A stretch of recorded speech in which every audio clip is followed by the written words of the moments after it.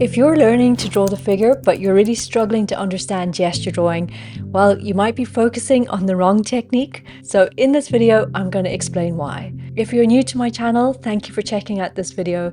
My name's Siobhan, and I share videos about a dynamic and expressive approach to drawing the figure.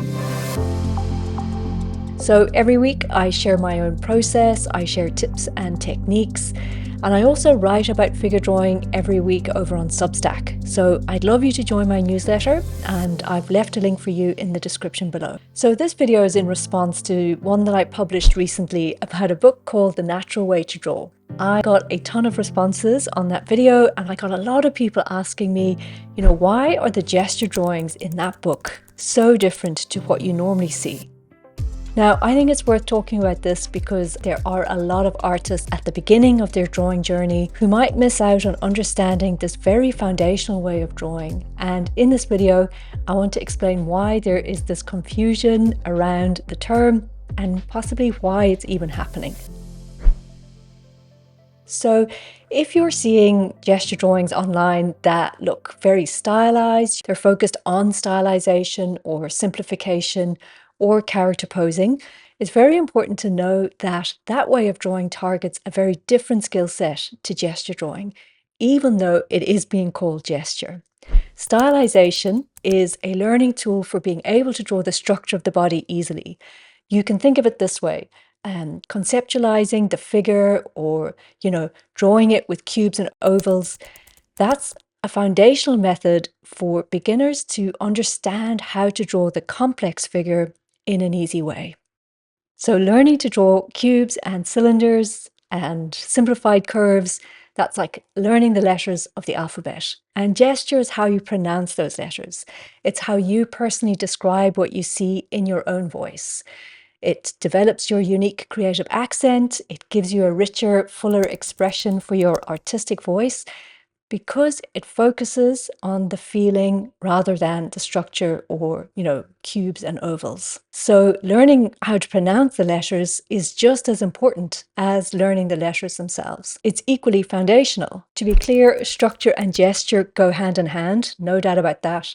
But simplification or stylization is nearly opposite to gesture. So that's the first point to keep in mind, is that stylization is a universal visual language, whereas gestures are personal and individual ways of expression. So gesture is not a style, it's not an interpretation, it's simply a very specific exercise or drawing drill where you use quick dynamic marks to draw in 1 minute or less. That's really all it is. It's not esoteric, it's not advanced by any means. At its core, that's all that gesture drawing is. And when you work with these two constraints, dynamic marks and short timeframes, that's what allows you to develop your personal and unique style through responsive drawing. So when you see people drawing very careful, measured, very, simplified or stylized aspects of the body with something of a loose line, well, absolutely, that method is applicable to deconstructing the complexity of the body in order to be able to draw it more easily. But simplification ignores the entire point of gesture, which is to draw the feeling and not the figure itself. Even with that difference in mind, if you Google or search online for gesture drawings, what you will see are nearly always stylized and simplified drawings of the figure. And you might ask yourself, why is this the case? Because if you look in this book, The Natural Way to Draw, the gesture drawings you see are very different. And just to be clear, why I'm even mentioning this book at all, you might think, why is it even relevant? It was published in the 1940s. To be clear, gesture drawing has been around since the dawn of time. Artists throughout history have used it. But it wasn't until this book came out that it became a method for learning how to draw the figure. And it was Nicolaides who formulated it as an approach to drawing the figure through his classes at the Art Student League in New York. So that's why this book is an incredibly important reference to cite for any discussion of gesture drawing. So if you look in the book, Nicolaides shows you a really radically different way of drawing. It's much more scribbly, loose, expressive. It sometimes doesn't even look recognizable as a figure. And some gesture drawing tutorials will tell you not to do this, to avoid doing that because they say it's too advanced or something like that. Or some people will say, no, no, don't worry about that. That's just a different style of gesture drawing, and gesture is different for every artist. So as I said before, gesture is not really a style. It's not an interpretation. It's simply a specific exercise or drawing drill where you use quick dynamic marks to draw the figure in 1 minute or even less. So let's talk about why people don't get Nicolaides' approach and why you see so many stylized figures that are called gesture drawings. To do that, we need to firstly recognize and acknowledge that there is a basic, let's say, difference of approach and intention for artists who are animators and designers versus artists or students who are drawing the figure from life. Now, I hate to make that distinction or to separate these disciplines out from each other because I come from both of these disciplines. I'm trained as an animator. I worked as a concept artist in the animation industry for years. But I think even animators will tell you that when you're in the life drawing room, drawing the model from life, you're not necessarily concerned with stylizing or designing the figure. It's a different practice. You're much more concerned with drawing from observation. That's the opportunity or, the whole point of going to life drawing. On the other hand, if you're designing the figure as an animator, then you're concerned primarily with readability. Most animation and design students prioritize stylized or simplified drawings in order to achieve something readable. Readability in a pose is the holy grail for animators. A pose of a character or a figure has to be easy to read.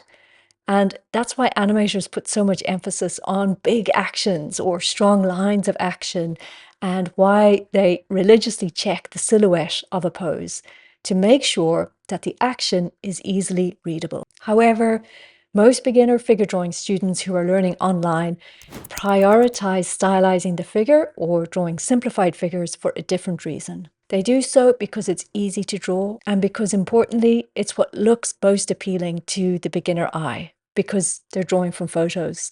They're not drawing from life. So I'm going to leave out animators and designers out of this discussion for the moment because stylization is so intentional to their end goals, and also because animators are actually by default very well trained in life drawing. So I just want to focus this discussion on beginner figure drawing students who are relying on simplification as a means to make a gesture drawing. This is the fundamental beginner misunderstanding. Drawing from life is actually key to the way that Nicolaides formulated gesture drawing, and it's what he's talking about in his book and in his drawings.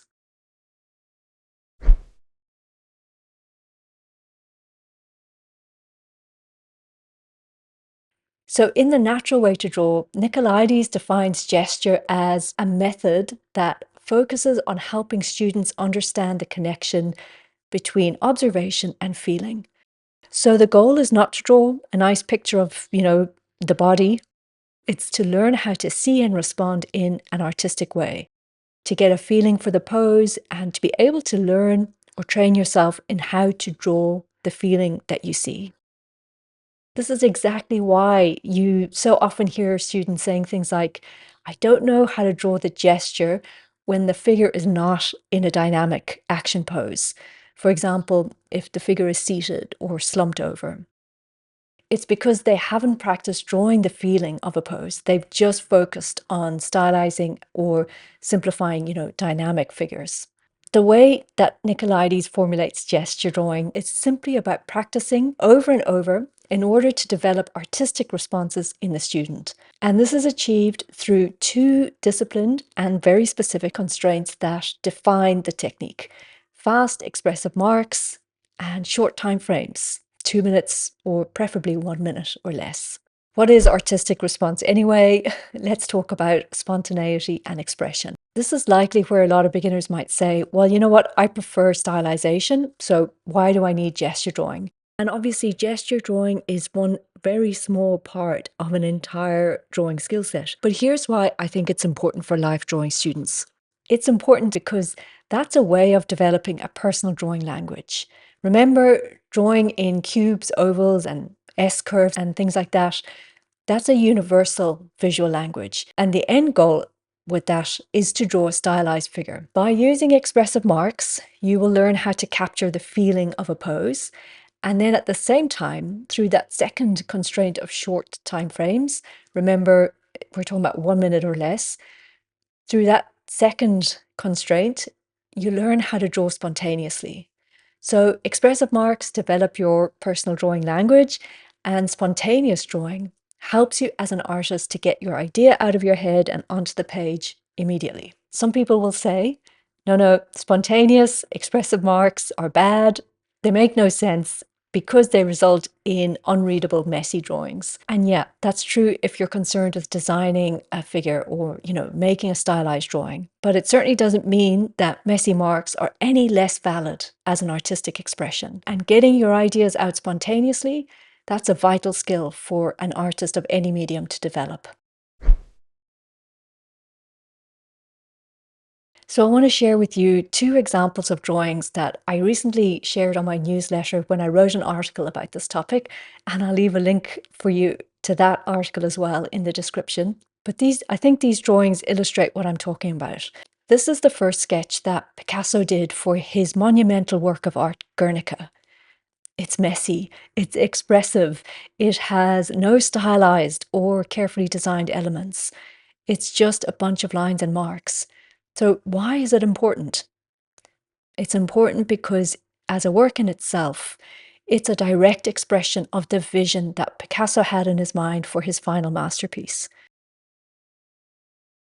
I really think that, for the rest of his process, because he went on to make many more drawings before the final painting, I bet he was continuously trying to refine and pull out the meaning that he captured in this first spontaneous expression. And this drawing is called First Thought for Christina's World. Again, it's a bunch of scribbly lines, but it captures the poignant beauty of Andrew Wyeth's final painting in a spontaneous and immediate gesture. It's literally called First Thought. It's a thought form made visible by the artist through direct gesture drawing. Everything that comes through in the final painting is already expressed in a really personal language, a spontaneous and direct gesture in this drawing.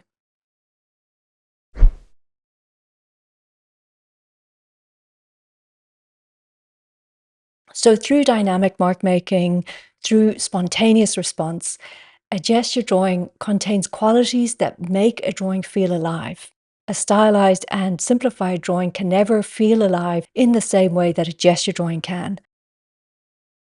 This is because in a gesture drawing, the artist's hand moves in a very rapid, vibrant, and alive manner.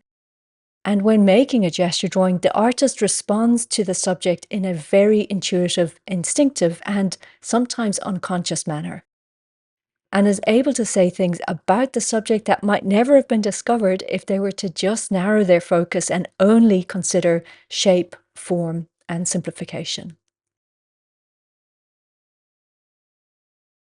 In his book, Experimental Drawing, Robert Cowpellis says in the first line of the first chapter, "It is my firm belief that contour, gesture, and model drawing are absolutely fundamental modes of working for all artists." He also goes on to say that the general public often doesn't respond well to gesture drawings because they may have trouble reading them. And since they're done rapidly, they may feel that drawings which take hours longer have to be better. It is this very quality of spontaneity that artists and connoisseurs respond to, since they know how difficult it is to achieve. The reason that gesture drawing has changed so much in the last 2 decades comes down to something that actually wasn't a factor at all at the time when Nicolaides wrote his book, and that's photo references and YouTube. So more and more beginners are trying to learn how to draw the human figure from photographs, and they're using online formats to do that. And because of that, they're just naturally much more interested in learning how to simplify the figure so that they can easily match what they see, which is a 2D likeness.